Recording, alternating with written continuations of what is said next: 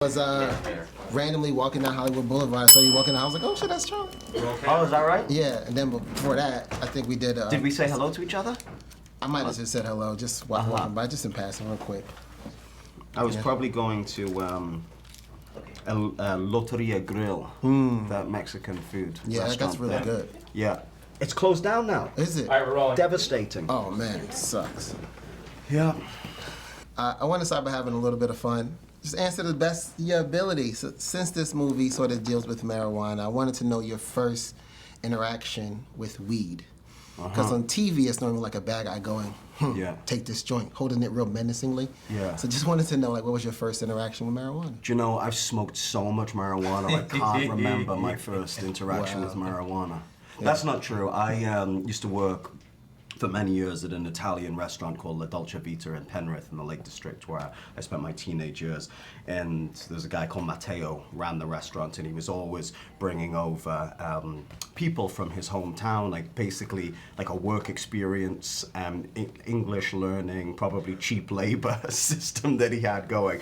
And all of those young Italians came over and liked a little smoke. So I think it was probably at the back of that restaurant, you know. I started as the dishwasher and then became a waiter, but in my dishwashing years, there was a couple reefers being passed around in my station, so. Sweet. I mean, I didn't smoke, obviously. I just inhaled what they exhaled. You know? I get it. I happened to be there. Yeah. You have one?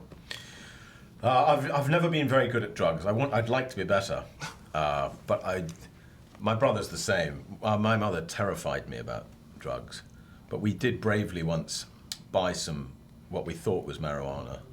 What's the one, the resin? That's not marijuana, is it? Hash. At the Notting Hill Carnival. Okay.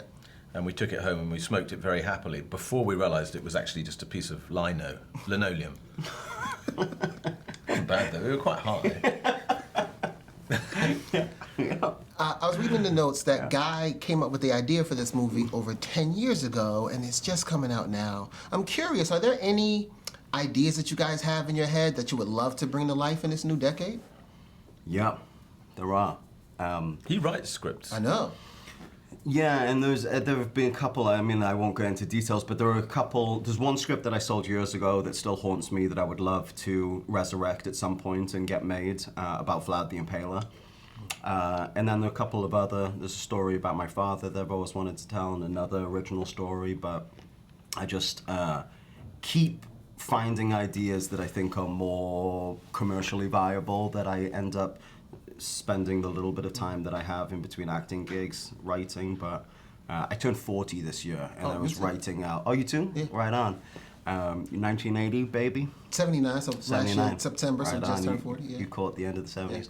Yeah. I just thought, you know, it was one of my resolutions going into this new phase of life that I was finally gonna get those stories out that I've been wanting to tell.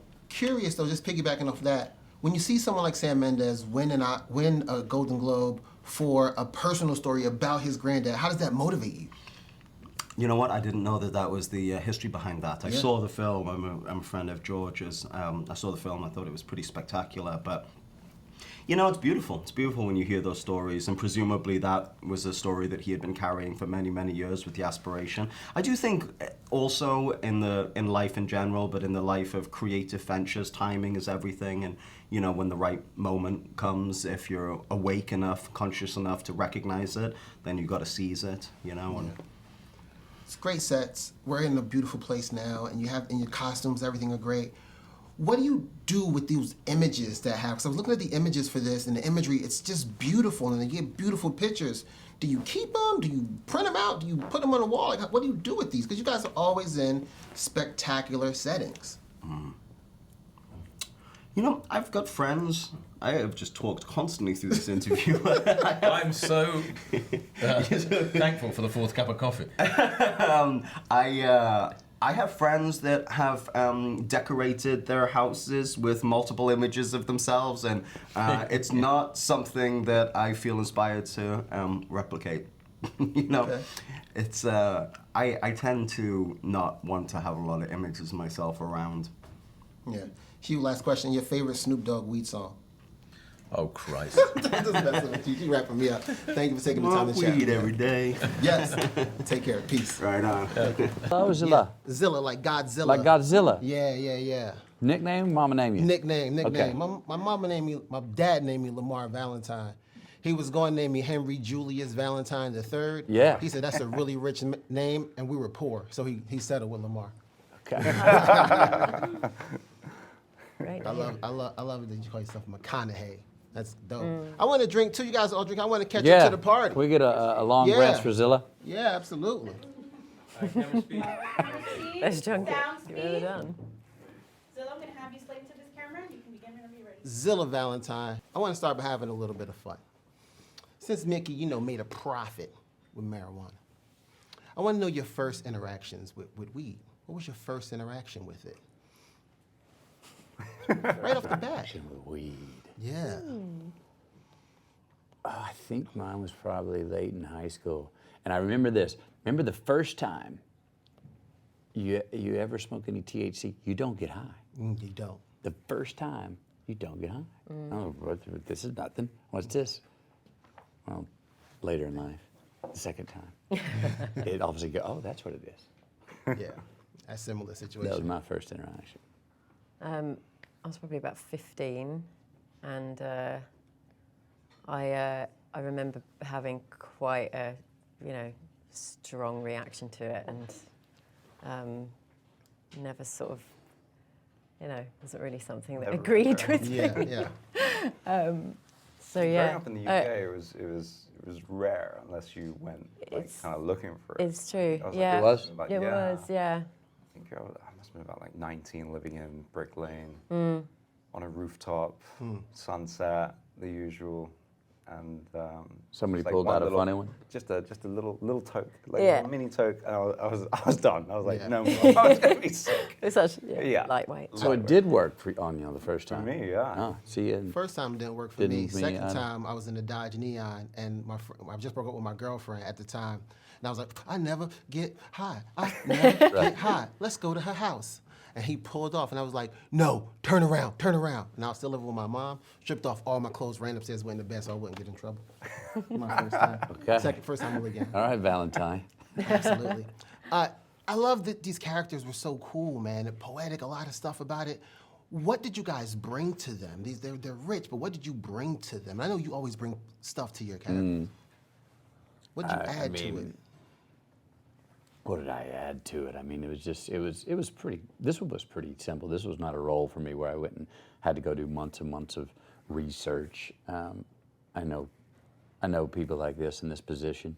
I understood a guy who's just, the king of the jungle, king of the Serengeti, and just wants to fade into the sunset nicely and wants to retire. He's offering a fair price for my business. But as soon as that happens, the other lions that want to come in don't want to play fair. So here we go. Yeah. Got to get out of the chair. Got to quit laying out there and sunning myself, and then get up and go and give a very big bite. Yeah. Did you just come back from Hong Kong? I just got back from Japan. Japan? Oh, Yeah. man. How was that? It's good. Yeah. That was For, crazy. Snake Eyes. Snake Eyes, that's right. You got to go back over? I got to go straight over on Monday. How do you wrap your brain around that logging that many hours in like 3 days, 4 days? I get used to it. I think we all flew. You were in Europe? I was aware. Yeah. Coming we in were- from Texas? Yeah.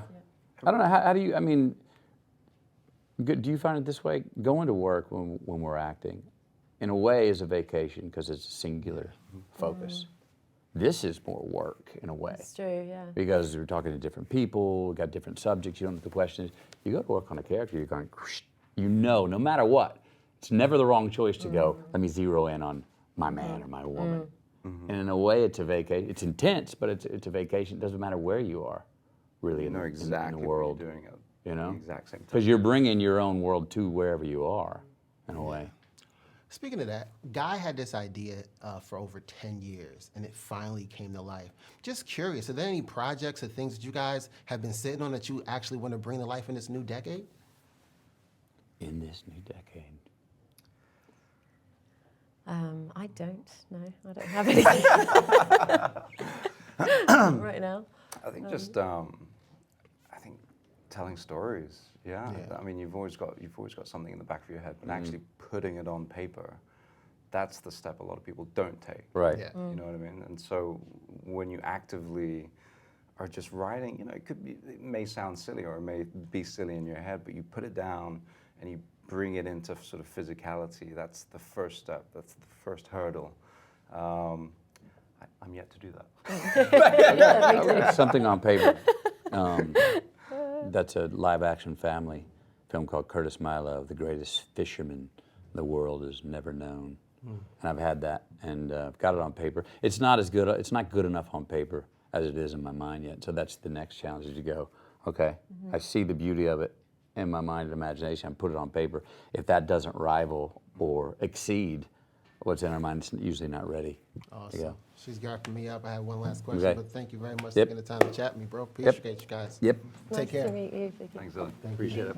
No problem. Little darling. Godzilla! Yes. Xilla bitch. Godzilla! No, that's my thing.